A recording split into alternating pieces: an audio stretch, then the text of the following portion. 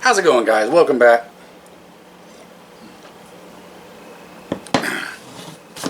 Alright.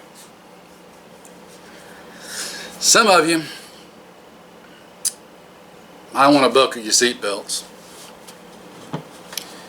We might be about to take down a sacred cow. And it might not sit well with some of you. I don't know. We'll see. Y'all know me.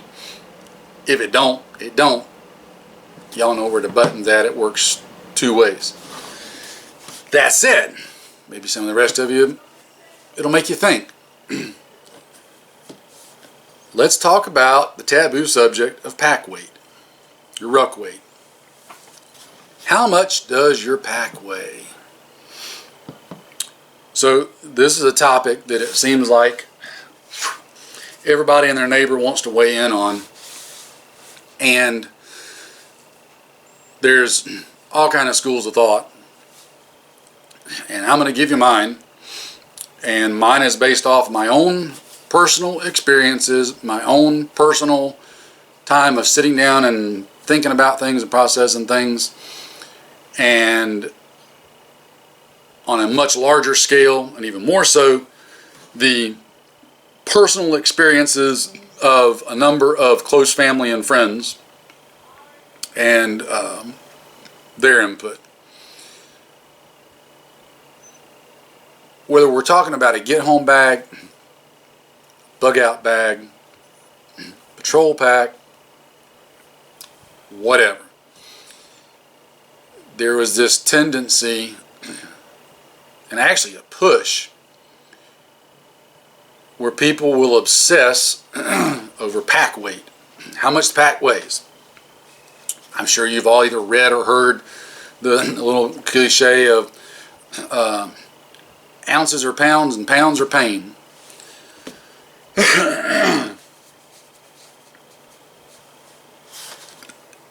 People do this in an effort to keep their packs light. People will get on YouTube and brag about how light their pack is. Well, here's the elephant in the room that nobody wants to address. Some of you with the really little super lightweight, super duper packs, and it seems to be really around bug out bags. People try to keep their bug out bags like this little featherweight thing, and then talk about how they're bugging out to their, retreat property 100 miles away, or going to go live in the national forest or whatever, should things go bad and their home become untenable. And yet I've got my bug out bag down to 20 pounds. That's great, but here's the thing. You're fully free to disagree, but I'm going to tell you from my standpoint, you're going to die. That's just the bottom line up front. Your pack is going to weigh whatever your pack weighs. Well, carrying a lot of weight sucks. Yep, sure does.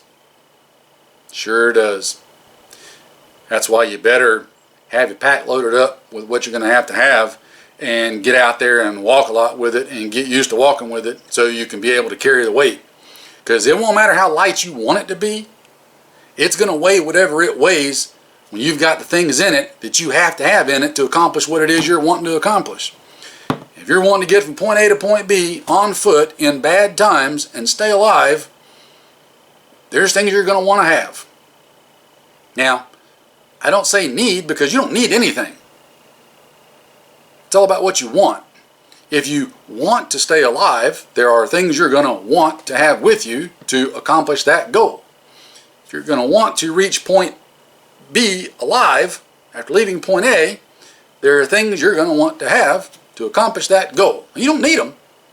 You don't need them at all. But you're going to want them to accomplish the goal. Does that make sense?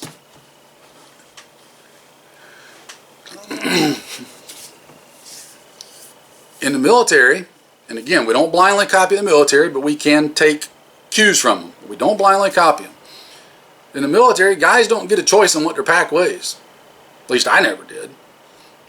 It's going to weigh whatever it weighs. You're given a list. Here's what you're going to pack. Here's what you got to have. And then that's for you. And then when your squad or platoon gets together, then you get handed all the stuff that every squad and every platoon has to have, and you got to add that stuff in. You don't get a choice. You're carrying this here. It's going to weigh whatever it weighs. You don't get to say, oh, well, I want to strip all this off of here and make this as lightweight as possible. That's when your squad leader or your platoon sergeant is going to look at you and slap you upside the head. You don't get a choice. It's got to be whatever it's got to be. It sucks. Why do you think some people get on here and talk about bugging out's going to suck? It's not going to be a camping trip or a hiking trip. Everybody, not everybody, let me rephrase my words. A lot of people like to mimic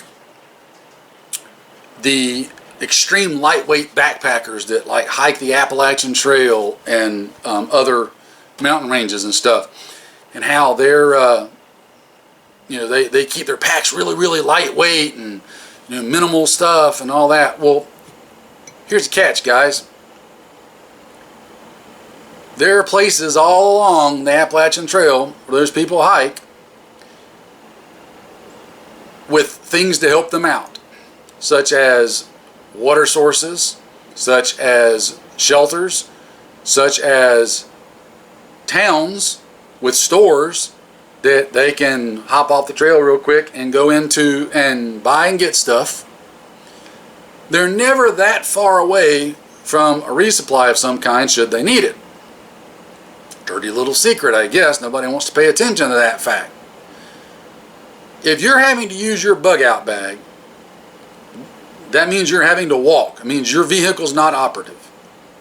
Otherwise you'd be driving it, right?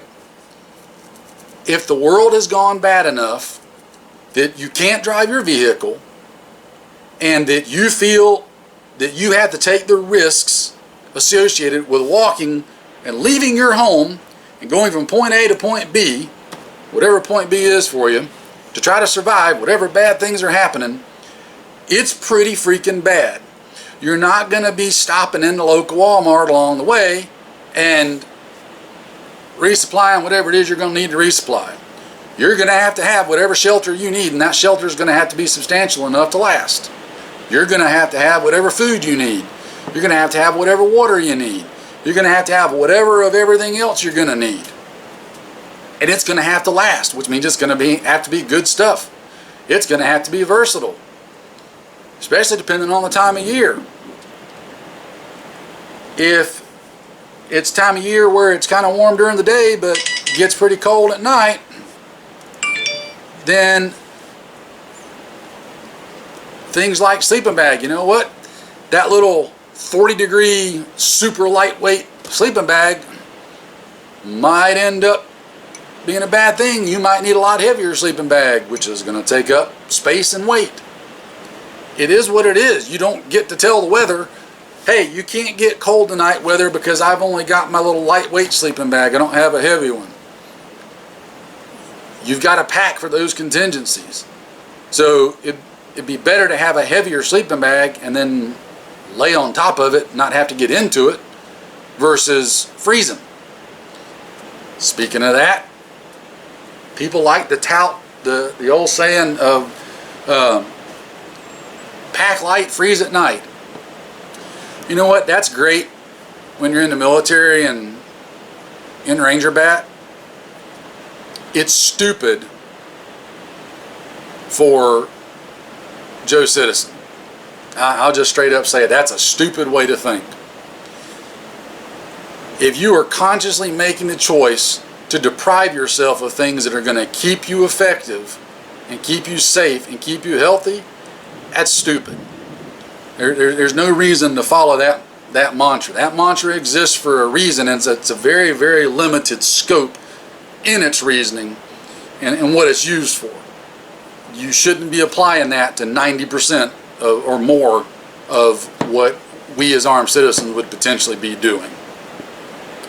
So back to the original point, your pack's going to weigh whatever it weighs.